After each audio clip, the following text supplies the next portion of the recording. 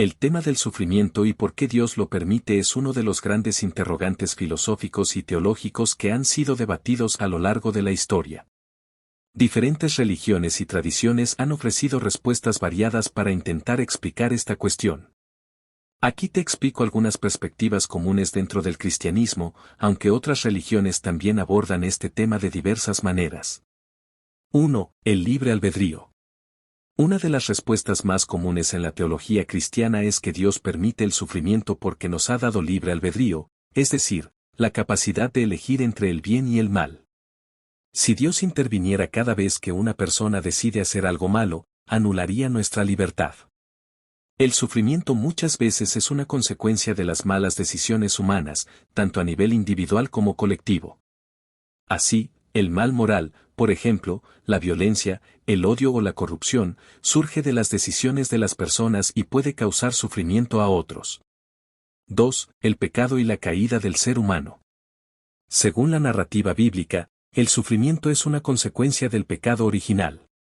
En el relato del Génesis, Adán y Eva, al desobedecer a Dios, trajeron el pecado al mundo, lo que también trajo consigo el sufrimiento, la enfermedad y la muerte. En este sentido, el sufrimiento es una consecuencia de vivir en un mundo caído, separado de la perfección original que Dios había diseñado. 3. El sufrimiento como una prueba o formación espiritual. En muchos textos religiosos, el sufrimiento se presenta como una oportunidad de crecimiento espiritual o prueba de fe. Algunos ven el sufrimiento como una forma en que Dios puede moldear el carácter de las personas, hacerlas más fuertes y maduras espiritualmente o enseñarles lecciones importantes.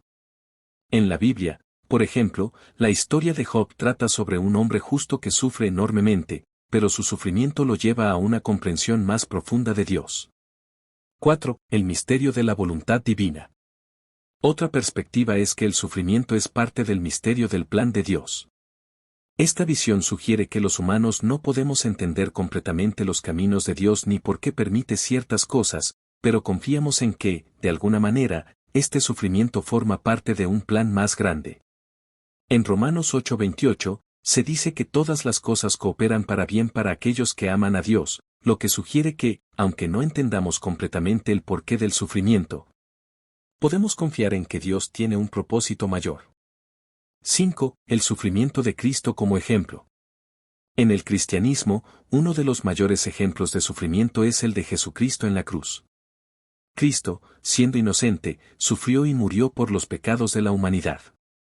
En este sentido, el sufrimiento de Cristo no solo ofrece una solución al problema del pecado, sino que también da un ejemplo de cómo enfrentar el sufrimiento con esperanza y fe. Para muchos creyentes, Cristo sufre junto con ellos y les ofrece consuelo en sus propios dolores.